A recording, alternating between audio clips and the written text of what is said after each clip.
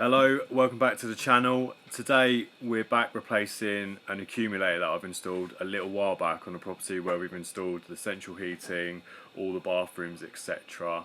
And unfortunately I have mistakenly fitted the wrong size accumulator, and not just the wrong size but also the wrong type. So the main issue being the type that I've installed, which is the Stuart Turner Flomate, is the pump activates every single time a tap is opened, which I was unaware of at the time. I thought the pump only kicked in when the flow rate reduced down to 12 litres per minute. So unfortunately I was advised by Stuart Turner, and to be fair to them, they have been very good and they've sent out the parts for free or at least heavily discounted. So they've accepted the fact they've passed on the wrong information, and what we're going to do today is just change the cylinder pump that we've installed on the accumulator for one that is almost a pre-charge. So it's going to pre-charge the water, pre-charge the vessel, and then it should hopefully only activate once the pressure is diminished within the vessel rather than activating every time. So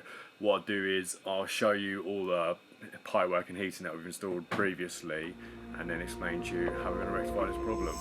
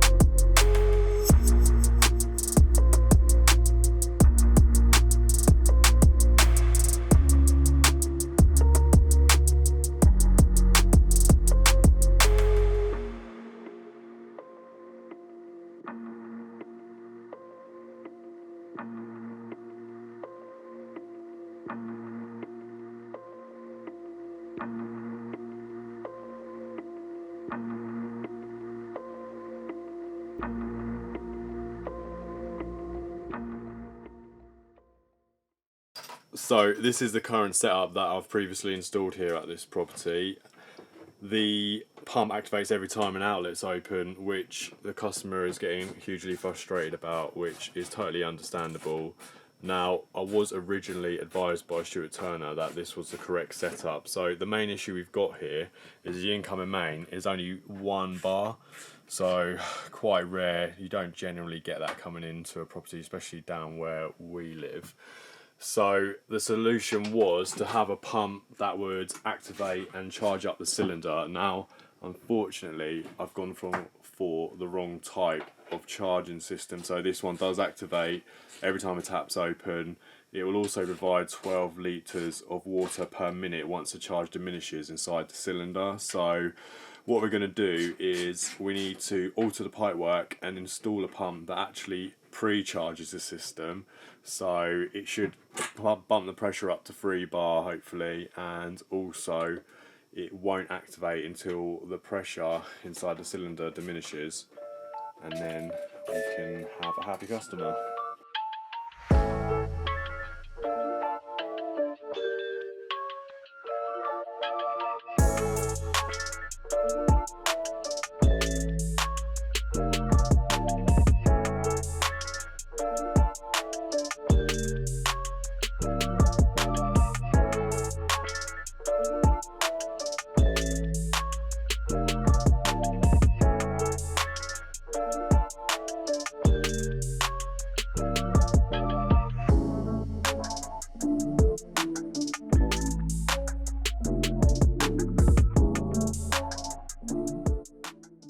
Right, so I've removed the pump that was mounted on top of the existing accumulator. So the new charge pump, we won't actually be fitting it back on top of the cylinder, just because we want to try and prevent any vibration noises going back down through into the bedroom below. So we're going to be mounting that onto a solid wall, but the pipe work is or should be good to go, as we did pipe it up in 22mm. So what we're going to do is we're actually just going to elbow off these two pipes here and then run it all the way along and it should stay nice and neat with our in keeping pipework. So this is a new pump we're going to be installing. It's the mains boost charger. It was kindly supplied by Stuart Turner, I believe, for a really discounted price, and also some free components to convert in the current cylinder. So thank you very much, Stuart Turner. Actually a really good company to deal with, and was very, very helpful with the problem that I had.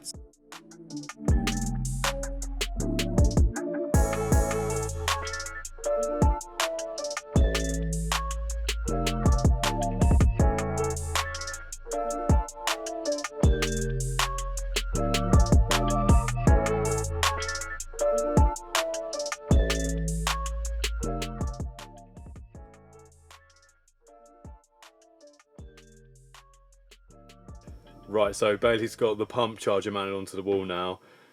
We've got the pipework neatly clipped around the perimeter of the roof line here, and then that's going to go all the way back to our feed and our balance cold to our unvented cylinder.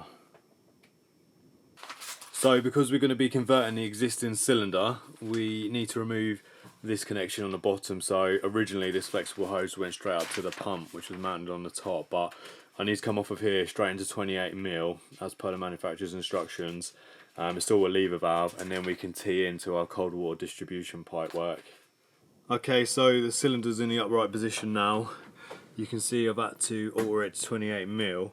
Before you had that long 3/4 flexible hose that went from the bottom all the way up to the pump on the top. So what we've got here is we've got it teed in to the cold, or the balance cold, which is going to the bathrooms, and also the cold water that's going to feed the cylinder. And then this pipe coming up the top is the one that is the outlet from the new pump.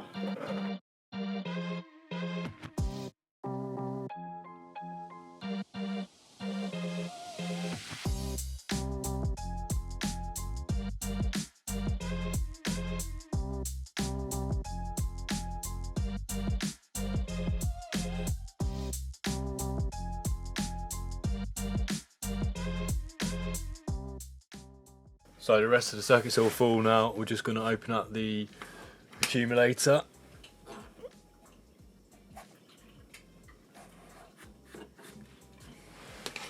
Right, so we've just opened up the accumulator, just going to let it fill up with cold mains water now, and we'll get the pump wired in. Okay, so we've got the pump up and running now.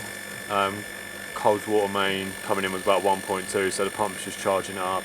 Should get to about 3 bar and then shut off once the accumulator's full up. Okay, so it's decided to shut off now at 2.8 bar, so it was running for a good 10 minutes, I would say, to recharge that accumulator.